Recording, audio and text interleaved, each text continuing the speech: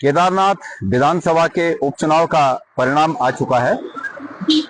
परिणाम आशा नौटियाल जी के पक्ष में है, परिणाम पुष्कर धामी जी के पक्ष में है।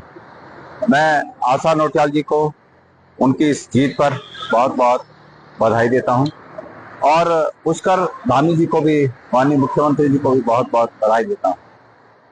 आशा नौटियाल जी को बधाई इस रूप में कि वो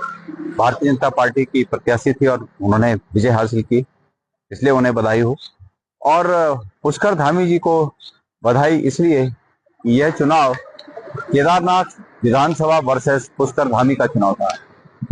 और इस चुनाव में यह नहीं कहा जा सकता कि 53,000 करीब वोट पड़े थे और यह नहीं कहा जा सकता कि केदारनाथ विधानसभा ने पुष्कर धामी जी की कार्यशैली पर मोहर लगाई है, लेकिन ये कहा जा सकता है कि मुख्य विपक्षी दल होने के साथ साथ हम इस बात को नहीं संभाल पाए कि जो सरकार की नीतियों के खिलाफ जो मत थे, उन 33,000 मतों को हम एकजुट रख पाए। लिहाजा ये हमारी कमी है कि हम उन 33,000 वोटों को अपने पक्ष में नहीं रख पाए और इस 53,000 के वोट में हम 23,000 बीजेपी के मुकाबले करीब 18,000 वोट पाकर पीछे हो गए। तो क्योंकि निश्चित रूप में हमें दुख है इस बात का कि हम लोगों को एकजुट नहीं रख पाए और जो सरकार के विपक्ष में जो मत थे, उन मतों का बिखराव हो गया।